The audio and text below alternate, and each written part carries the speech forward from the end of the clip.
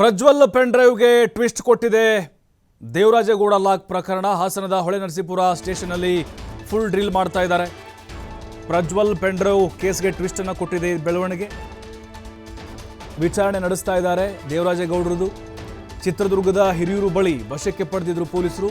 ನಿನ್ನೆ ರಾತ್ರಿ ಅವ್ರನ್ನ ವಶಕ್ಕೆ ತೆಗೆದುಕೊಂಡಿದ್ದಾರೆ. ಹೊಳೆನರಸೀಪುರ ಸ್ಟೇಷನ್ಗೆ SIT ಟೀಮ್ ಆಗಮಿಸುವಂಥ ಸಾಧ್ಯತೆಗಳಿದ್ದಾವೆ. ದೇವರಾಜೇಗೌಡರ ಬಳಿ ಪ್ರಜ್ವಲ್ ಪೆನ್ ಡ್ರೈವ್ ಬಗ್ಗೆ ತೀವ್ರ ವಿಚಾರಣೆ ನಡೆಸಲಾಗ್ತಾ ಇದೆ. ಏಪ್ರಿಲ್ 1ರಂದು ದೇವರಾಜೇಗೌಡನ ಮೇಲೆ ಕೇಸ್ ದಾಖಲಾಗಿತ್ತು. ಮಹಿಳೆಯೊಬ್ಬರು ದೂರು ದಾಖಲು ಮಾಡಿದ್ರು. ಆದರೆ ಅವತ್ತಿನಿಂದ ಅರೆಸ್ಟ್ ಮಾಡದೆ ಇವತ್ತು ವಶಕ್ಕೆ ಪಡೆದುಕೊಂಡಿದ್ದಾರೆ ಪೊಲೀಸರು. ದೇವರಾಜೇಗೌಡರ ವಿರುದ್ಧ ದೂರು ಬಂದಿದ್ದು ಅಂತ ಹೇಳಿದ್ರೆ ಹೊಳೆನರಸೀಪುರ ಸ್ಟೇಷನಲ್ಲಿ ಮಹಿಳೆಯೊಬ್ಬರು ಕಂಪ್ಲೇಂಟ್ ಕೊಟ್ಟಿದ್ರು. ಯಾವುದೋ ಒಂದು ಸೈಟಿನ ವಿಚಾರವಾಗಿ, ಜಾಗದ ವಿಚಾರವಾಗಿ ಅದನ್ನು ಮಾರಾಟ ಮಾಡಲಿಕ್ಕೆ ಸಹಾಯ ಮಾಡುವ ನೆಪದಲ್ಲಿ ಮನೆ ಕರೆಸ್ಕೊಂಡು ನನ್ನನ್ನು ಲೈಂಗಿಕವಾಗಿ ಬಳಸಿಕೊಂಡಿದ್ದಾರೆ ಬಲವಂತವಾಗಿ ಅಂತ ಮಹಿಳೆ ಆರೋಪ ಮಾಡಿ ದೂರನ್ನು ಕೊಟ್ಟಿದ್ದರು. ಮತ್ತು ವಿಡಿಯೋ ಕಾಲ್ ಮಾಡಿ ಖಾಸಗಿ ಅಂಗಾಂಗ ತೋರಿಸಿ ನನಗೆ ಪ್ರಚೋದನೆ ಮಾಡ್ತಾಯಿದ್ರು ಅಂತ ಆಕೆ ಆ ಕಂಪ್ಲೇಂಟಲ್ಲಿ ಹೇಳಿದ್ಲು, ಸಂತ್ರಸ್ತ ಮಹಿಳೆ.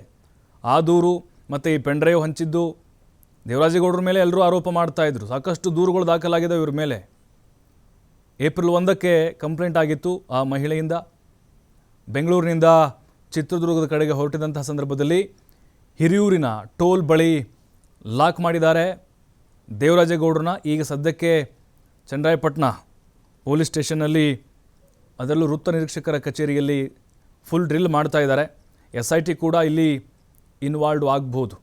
ಯಾಕೆಂದರೆ ಸ್ಥಳೀಯ ಪೊಲೀಸರಿಂದ ತನಿಖೆ ಆಗುವಂಥ ಸಾಧ್ಯತೆಗಳು ಬಹಳ ಕಡಿಮೆ ಇದೆ. ಹೈ ಪ್ರೊಫೈಲ್ ಕೇಸ್ ಆಗಿರೋದ್ರಿಂದಾಗಿ ಇದು ಬೇರೆ ಬೇರೆ ಆಯಾಮವನ್ನು ಕೂಡ ಪಡೆದುಕೊಂಡು ಹೋಗುತ್ತೆ. ಈಗ ಹೇಗೆ ರೇವಣ್ಣ ಅವ್ರ ಕೇಸ್ ಆಯ್ತಲ್ವಾ, ಸ್ಥಳೀಯ ಸ್ಟೇಷನಲ್ಲಿ ಕಂಪ್ಲೇಂಟ್ ಆಗಿ ಆಮೇಲೆ ಅದು SITಗೆ ವರ್ಗಾವಣೆ ಆಯ್ತಲ್ವಾ, ಬಟ್ ಇದು ಕೂಡ ಅದೇ ಥರ ಆಗ್ಬೋದು. ಹೇಳೋಕ್ಕಾಗಲ್ಲ. SIT ಅವರು ಕೂಡ ಈಗ ಅಲ್ಲಿ ಹೊಳೆನರಸೀಪುರ ಸ್ಟೇಷನ್ಗೆ ಬಂದು ಅವ್ರದ್ದೇ ಆದಂತಹ ಕೆಲವೊಂದಿಷ್ಟು ವಿಚಾರಣೆಗಳನ್ನು ಮಾಡಬಹುದು. ದೇವರಾಜೇಗೌಡನ ಮೇಲೆ FIRಗಳು ದಾಖಲಾಗಿತ್ತು. ಇವರು ಆರೋಪವನ್ನು ಅಲ್ಲಗಳೆದಿದ್ರು, ಎಲ್ಲ ಅದು ಹನಿ ಟ್ರ್ಯಾಪು ಅದು ಇದು ಅಂಥೇಳಿ ಅವರು ಕೂಡ ಬೆಂಗಳೂರಿನಲ್ಲಿ ಕೇಸನ್ನು ಮಾಡಿದರು. ಈಗ ಪ್ರಜ್ವಲ್ ಪೆನ್ ಡ್ರೈವ್ ಕೇಸ್ ಬಗ್ಗೆ ಒಂದು ರೀತಿ ಟ್ವಿಸ್ಟ್ಗಳು ಸಿಗ್ತಾ ಹೋಗ್ತಾ ಇದೆ. ಈಗ ರಾಜ್ಯದ ಜನರಿಗೆ ಸತ್ಯ ಗೊತ್ತಾಗಬೇಕಾಗಿರೋದು, ಈಗ ಒಂದು ಕಡೆ ಪ್ರಜ್ವಲ್ ಬರಬೇಕು, ಆಮೇಲೆ ದೇವರಾಜೇಗೌಡರ ಮೇಲೆ ಈಗ ದೂರು ದಾಖಲಾಗಿದೆಯೇನು, ಯಾಕಂದರೆ ನಾನು ಸಾಚಾ, ನಾನೇನೂ ಮಾಡಿಲ್ಲ, ನಾನು ಅಕ್ರಮವನ್ನು ಬಯಲಿಗೆಳೆದಿದ್ದೀನಿ, ಈ ರೀತಿಯಾಗಿ ಸುದ್ದಿಗೋಷ್ಠಿ ನಡೆಸ್ಕೊಂಡು ಎಲ್ಲ ಹೇಳ್ಕೊಂಡು ಓಡಾಡ್ತಾ ಇದ್ದಾರಲ್ವಾ. ಹಾಗಾಗಿ ಈಗ ಅಸಲಿ ಬಣ್ಣ ಗೊತ್ತಾಗಬೇಕು, ನಿಜ ಮುಖ ಬಯಲಾಗಬೇಕು ಇಲ್ಲಿ ದೇವರಾಜೇಗೌಡರದ್ದು. ಸೂಕ್ತವಾದಂಥ ಸಾಕ್ಷ್ಯಾಧಾರಗಳನ್ನು ಕೂಡ ಈಗ ಪೊಲೀಸರು ಕಲೆ ಹಾಕ್ತಾ ಇದ್ದಾರೆ. ಕೆಲವೊಂದಿಷ್ಟು ಸ್ಕ್ರೀನ್ ಶಾಟ್ಗಳು ಕೂಡ ಆ ಮಹಿಳೆ ಜೊತೆಗೆ ವಿಡಿಯೋ ಕಾಲ್ ಮಾಡಿದ್ದ ಸಾಕ್ಷಿಗಳು ಕೂಡ ಸಿಕ್ಕಿದೆ ಅಂತ ಅನ್ನಿಸ್ತಾ ಇದೆ. ಯಾಕಂದರೆ ಸೋಷಿಯಲ್ ಮೀಡಿಯಾದಲ್ಲಿ ವೈರಲ್ ಆಗ್ತಾ ಇತ್ತು ಕೆಲವೊಂದಿಷ್ಟು.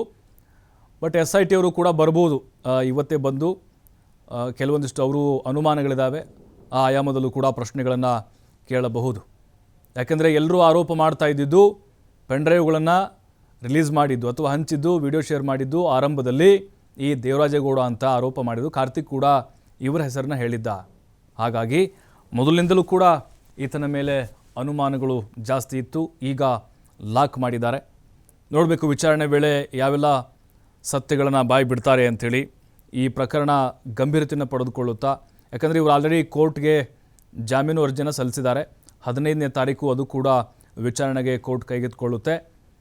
ಬಟ್ ದೇವರಾಜೇಗೌಡರು ಆರಂಭದಿಂದಲೂ ಕೇಳಲಾಗ್ತಾ ಇತ್ತು, ಯಾಕೆ ಇವ್ರು ಇನ್ನೂ ಕೂಡ ಆಚೆ ಓಡಾಡೋಕ್ಕೆ ಬಿಟ್ಟಿದ್ದೀರಾ, ಯಾಕೆ ಅರೆಸ್ಟ್ ಮಾಡ್ತಾ ಇಲ್ಲ. ಬಟ್ ದೂರು ದಾಖಲಾಗಬೇಕಾಗಿತ್ತು. ಅಲ್ಲಿ 1ನೇ ತಾರೀಕು ಆಗಿತ್ತು.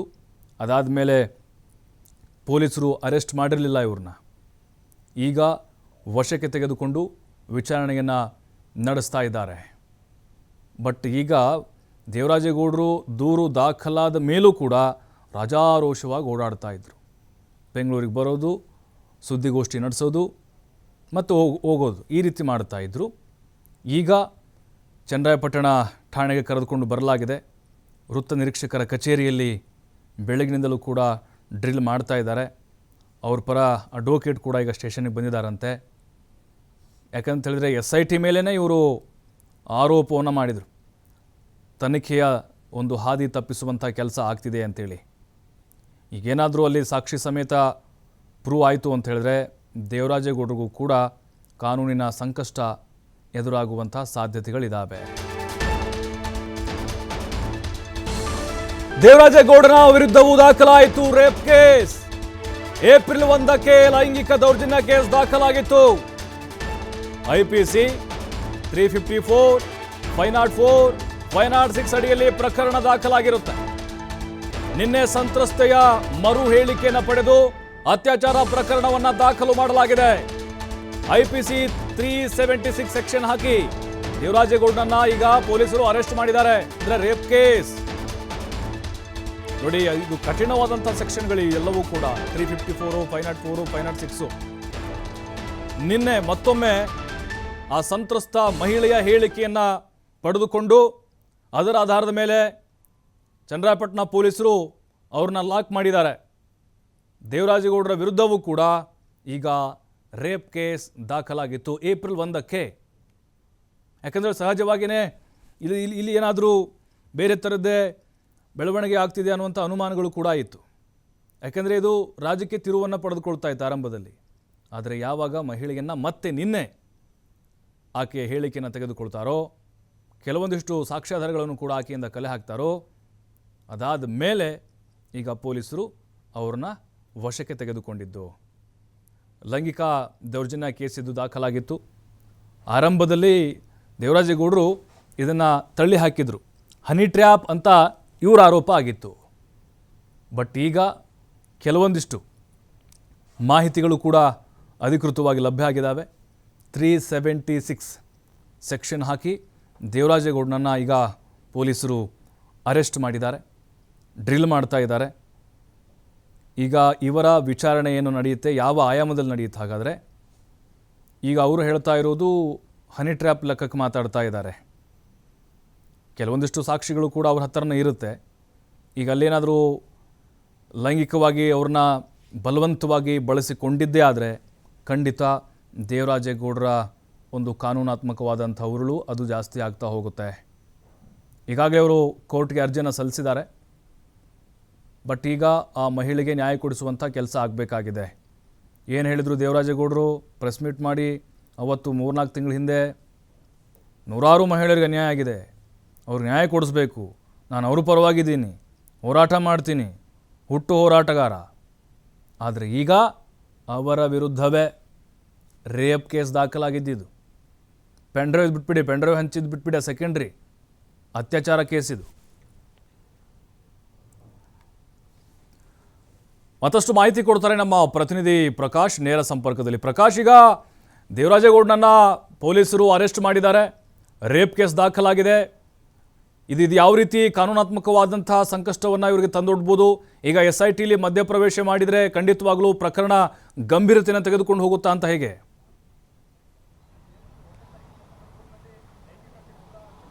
ಪ್ರಭು, ಈಗಾಗಲೇ SIT ಅವರು ಮಧ್ಯಪ್ರವೇಶ ಮಾಡ್ತಾರೆ ಅನ್ನುವ ಮಾಹಿತಿ ಲಭ್ಯವಾಗಿರ್ತಕ್ಕಂಥದ್ದು. ಇವತ್ತು ಮಧ್ಯಾಹ್ನದ ಒಳಗೆ ಅಥವಾ ಇವತ್ತು ಸಂಜೆ ಒಳಗಡೆ ಹೊಳೆನರಸೀಪುರಕ್ಕೆ ಕೂಡ SIT ತಂಡ ಬರಲಿದೆ ಅನ್ನುವ ಮಾಹಿತಿ ಲಭ್ಯವಾಗಿರ್ತಕ್ಕಂಥದ್ದು. ಈಗಾಗಲೇ ಚಿತ್ರದುರ್ಗದ ಹಿರಿಯೂರು ಬಳಿ ಟೋಲ್ ಬಳಿ ಇರ್ತಕ್ಕಂತಹ ಅಂದರೆ ಇನೋವಾ ಕ್ರಿಸ್ಟಾದಲ್ಲಿ ಹೋಗ್ತಿದ್ದಂತಹ ವಕೀಲ ಹಾಗೂ BJP ಮುಖಂಡ ದೇವರಾಜೇಗೌಡರನ್ನ ಈಗಾಗಲೇ ಹಿರಿಯೂರು ಪೊಲೀಸರು ಹೊಳೆನರಸೀಪುರ ಪೊಲೀಸರ ಸಹಾಯದೊಂದಿಗೆ ಕೂಡ ವಶಕ್ಕೆ ಪಡೆದುಕೊಳ್ತಾರೆ. ನಂತರ ಅಲ್ಲಿಂದ ನೇರವಾಗಿ ಹೊಳೆನರಸೀಪುರದ ವೃತ್ತ ನಿರೀಕ್ಷಕರ ಕಚೇರಿಗೆ ಕರೆದುಕೊಂಡು ಬಂದಿರುವಂಥದ್ದು. ಇವತ್ತು ಬೆಳಿಗ್ಗೆಯಿಂದಲೂ ಕೂಡ ವಿಚಾರಣೆಗೆ ಒಳಪಡಿಸಿದ್ದಾರೆ ಅನ್ನುವ ಮಾಹಿತಿ ಲಭ್ಯವಿರತಕ್ಕಂಥದ್ದು. ಒಂದಿಷ್ಟು ಅವ್ರ ಹತ್ರ ಇದ್ದಂತಹ ಮೊಬೈಲ್ ಮತ್ತು ಬ್ಯಾಗನ್ನು ಕೂಡ ಈಗಾಗಲೇ ವಶಪಡಿಸ್ಕೊಂಡಿರುವಂಥದ್ದು. ಅಂದರೆ ಸಂಬಂಧಪಟ್ಟಂತಹ ಮೊಬೈಲ್ನಲ್ಲಿ ಯಾವುದಾದ್ರೂ ದಾಖಲೆ ಇದೆಯಾ? ಯಾಕಂತಂದರೆ ಸಾಕಷ್ಟು ಸುದ್ದಿಗೋಷ್ಠಿಗಳನ್ನು ಕೂಡ ಮಾಡಿದರು, ಸಾಕಷ್ಟು ಆರೋಪಗಳನ್ನು ಕೂಡ ಮಾಡಿದರು.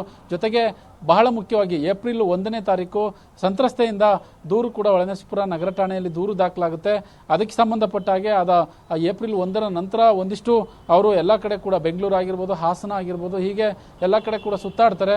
ನಂತರದಲ್ಲಿ ನಿನ್ನೆ ಚಿತ್ರದುರ್ಗದ ಹಿರಿಯೂರಿನಲ್ಲಿ ಕೂಡ ಪೊಲೀಸರು ವಶಕ್ಕೆ ಪಡೆದಿರುವಂಥದ್ದು. ಸಾಕಷ್ಟು ಒಂದಿಷ್ಟು ಇದು ಏನು ಪೆನ್ಡ್ರೈವ್ ಸಂಬಂಧಪಟ್ಟ ಹಾಗೆ ಈ ವಿಚಾರವೂ ಕೂಡ, ಯಾಕಂತಂದರೆ ಒಂದರಿಂದ ಒಂದಕ್ಕೆ ಪ್ರಕರಣ ತಿರುವು ಪಡೆದುಕೊಳ್ತಾ ಇರುವಂಥದ್ದು. ಪೆನ್ಡ್ರೈವ್ಗೆ ಸಂಬಂಧಪಟ್ಟ ಹಾಗೆ ಸಾಕಷ್ಟು ಸುದ್ದಿಗೋಷ್ಠಿಯನ್ನು ಮಾಡಿದರು, ಒಂದಿಷ್ಟು ರಾಜಕಾರಣಿಗಳ ಮೇಲೆ ಆರೋಪವನ್ನು ಕೂಡ ಮಾಡಿದರು. ಅಂದರೆ ಇದರಲ್ಲಿ ನಮ್ಮ ಪಾತ್ರ ಇಲ್ಲವೇ ಇಲ್ಲ ಅನ್ನೋ ರೀತಿಯಲ್ಲಿ, ಅಂದರೆ ಪೆನ್ಡ್ರೈವ್ ಹಂಚಿಕೆ ಪ್ರಕರಣದಲ್ಲಿ ನಮ್ಮ ಪಾತ್ರ ಯಾವುದೂ ಇಲ್ಲ ಅನ್ನೋ ರೀತಿಯಲ್ಲಿ ಆರೋಪವನ್ನು ಕೂಡ ಮಾಡಿದರು. ನಂತರದಲ್ಲಿ ಸಂತ್ರಸ್ತೆಯಿಂದ ಏನು ಏಪ್ರಿಲ್ 1ನೇ ತಾರೀಕು ದೂರ ಆಗಿರ್ತಕ್ಕಂಥದ್ದು. ಆ ದೂರಿನ ಹಿನ್ನೆಲೆಯಲ್ಲಿ ಈಗಾಗಲೇ ಪೊಲೀಸರು ವಶಕ್ಕೆ ಪಡೆದಿದ್ದಾರೆ. ಹೊಳೆನರಸೀಪುರ ವೃತ್ತ ನಿರೀಕ್ಷಕರ ಕಚೇರಿಗೆ ಏನು ನಿನ್ನೆ ರಾತ್ರಿ ತಡರಾತ್ರಿ 4 ಜನ ಪೊಲೀಸ್ ಟೀಮ್ ಅಂದರೆ ಡಿವೈಎಸ್ಪಿ ಅವರ ಅಣತಿಯಂತೆ ಒಬ್ಬರು ಇನ್ಸ್ಪೆಕ್ಟರ್ ಮತ್ತು 4 ಜನ ಸಿಬ್ಬಂದಿಗಳು ಹೋಗಿ ಅವರನ್ನು ಕರೆದುಕೊಂಡು ಬಂದಿರುವಂಥದ್ದು. ಅವ್ರ ಹತ್ರ ಇದ್ದಂತಹ ಇನೋವಾ ಕ್ರಿಸ್ಟಾ ಕಾರ್ ಏನಿದೆ ಅದನ್ನು ಕೂಡ ಈಗಾಗಲೇ ಪೊಲೀಸರು ವಶಕ್ಕೆ ತೆಗೆದುಕೊಂಡಿದ್ದಾರೆ. ಬೆಳಿಗ್ಗೆ ಸುಮಾರು 8 ಗಂಟೆಗೆ ತೀವ್ರ ವಿಚಾರಣೆಯನ್ನು ಕೂಡ ಮಾಡ್ತಾ ಇರುವಂಥದ್ದು. ಇವರಿಗೆ ಸಂಬಂಧಪಟ್ಟ ಹಾಗೆ ಅವರ ಕುಟುಂಬಸ್ಥರು ಕೂಡ ದೇವರಾಜೇಗೌಡರ ಕುಟುಂಬಸ್ಥರು ಈಗಾಗಲೇ ಪೊಲೀಸ್ ಠಾಣೆ ಬೆಳಿಗ್ಗೆ ಬಂದು ಹೋಗಿರುವಂಥದ್ದು, ಪೊಲೀಸ್ ಠಾಣೆಯ ಬಳಿ ಬಂದು ಹೋಗಿರುವಂಥದ್ದು. ನಂತರದಲ್ಲಿ ಅವರ ವಕೀಲರು ಕೂಡ ಇಲ್ಲಿಗೆ ಆಗಮಿಸಿರುವಂಥದ್ದು. ಒಟ್ಟಾರೆ ಬೆಳಿಗ್ಗೆಯಿಂದಲೂ ಕೂಡ 8 ಗಂಟೆಯಿಂದ ಈಗಾಗಲೇ ವಿಚಾರಣೆ ನಡೀತಾ ಇದೆ. ಬಟ್ ಒಂದು SIT ಅವರು ಕೂಡ ಇಲ್ಲಿಗೆ ಬರುವಂತಹ ಸಾಧ್ಯತೆಗಳು ಹೆಚ್ಚಿದೆ ಅನ್ನುವ ಮಾಹಿತಿ ಲಭ್ಯವಾಗಿರ್ತಕ್ಕಂಥದ್ದೇ. ಅವರು ಎಷ್ಟೊತ್ತಿಗೆ ಬರ್ತಾರೆ ಅನ್ನೋದನ್ನು ಕೂಡ ಖಚಿತವಾಗಿಲ್ಲ.